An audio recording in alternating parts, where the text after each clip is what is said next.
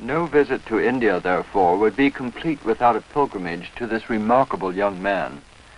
Prince Panu was given the honor of a private interview with the Tibetan God King.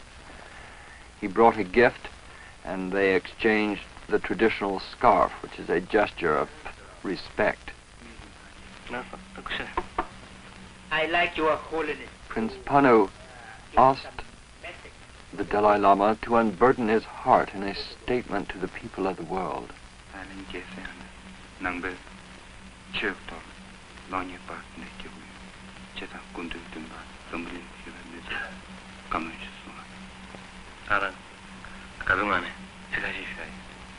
His Holiness will be most pleased to say few words. Thank you.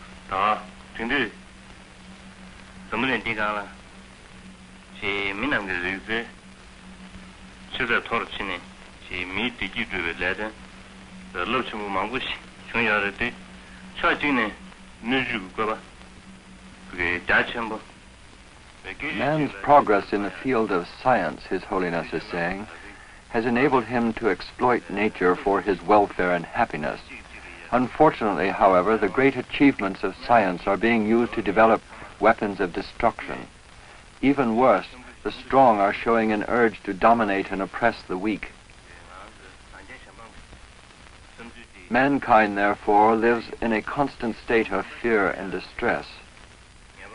This suffering can be traced to man's egoism, which makes him think in terms of victory for myself, defeat for others.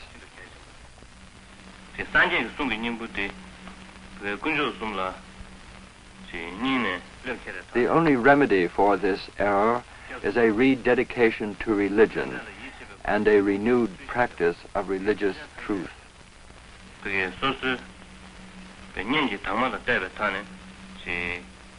Lord Buddha enjoined us to seek refuge in the three Ratnas: the Buddha, his teachings and his disciples, the belief in and observance of the chain of cause and effect, and the casting out of sin in the attempt to achieve virtue.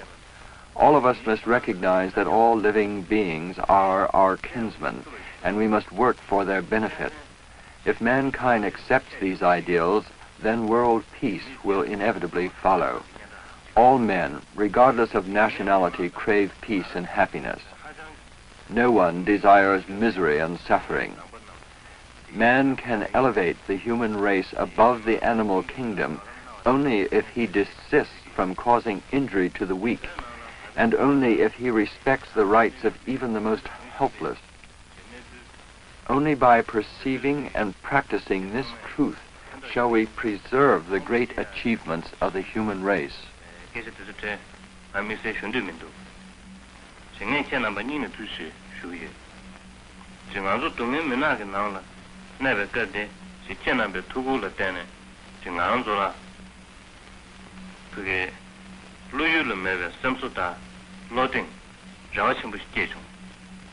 I take this opportunity to thank the people of the world, Buddhist and non-Buddhist, who have given help and sympathy to my people and to myself in this time of our sorrow and disaster.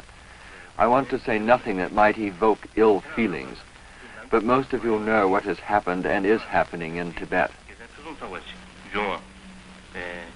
Your sympathy has given us, the Tibetan people and myself, great consolation, encouragement, and hope in these days of our suffering. Prince Panu then mentioned that the Dalai Lama was assumed to be a living Buddha or God King, and he asked the young man how this felt. The Dalai Lama said, "What a remark! I am only a blessed follower of the Lord Buddha." At the same time, Prince Panu had asked if His Holiness sponsored resistance to the Chinese invaders simply in order to regain power and riches.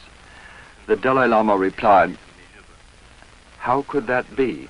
If I desired only power and wealth, I could surely obtain them by forfeiting the right of my people to resist the Chinese invaders. From the time of my childhood, I have been taught only piousness. All Buddhists must know that our sanghas, our priests, are barred from indulging in worldly pleasure and must give up material possessions.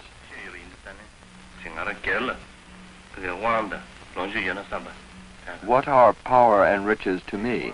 I did not become Dalai Lama through the use of force and power. Why then should I try to gain them?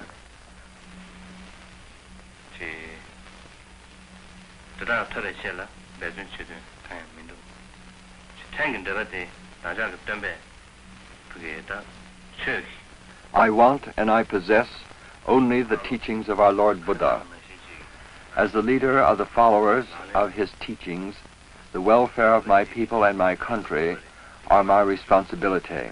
The accusation that I wish power and riches is only evil talk on the part of my enemies, the Chinese.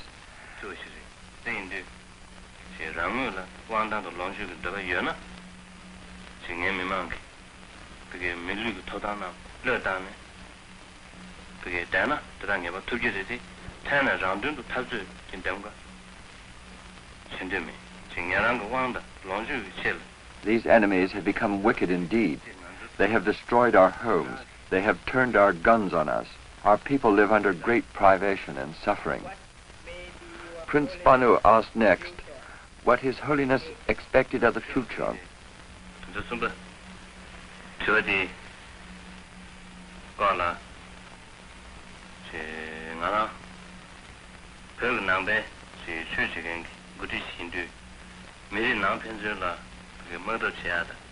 The Dalai Lama replied, as a leader of the Buddhist religion in Tibet, I hope that my suppressed people will win the sympathy and understanding and support of all those in the world who respect the rights and liberty of mankind.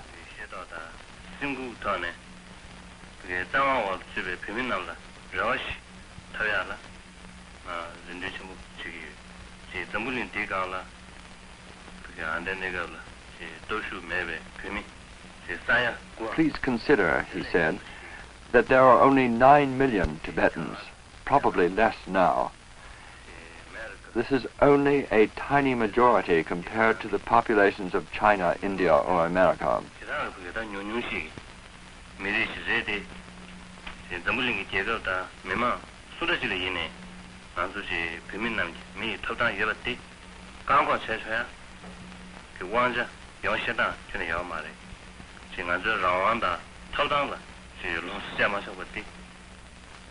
Although our number is small, although we are only a few millions, what right has any people or nation to deny us basic human rights?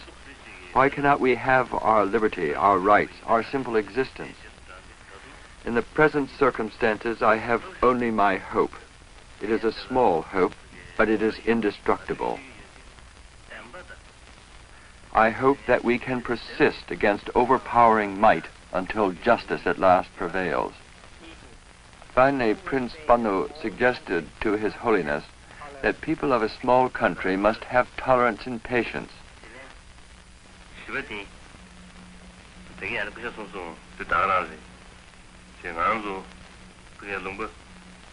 The Dalai Lama's words in reply are, yes, I agree.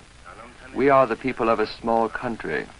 For many years before this last incident, we were tolerant and patient. But there is a limit to these virtues. When oppression becomes greater than human beings can bear, they must resist. Not all human beings have attained nirvana, nor have they reached the state in which they can discard human emotions. Finally, the Dalai Lama issued his blessing.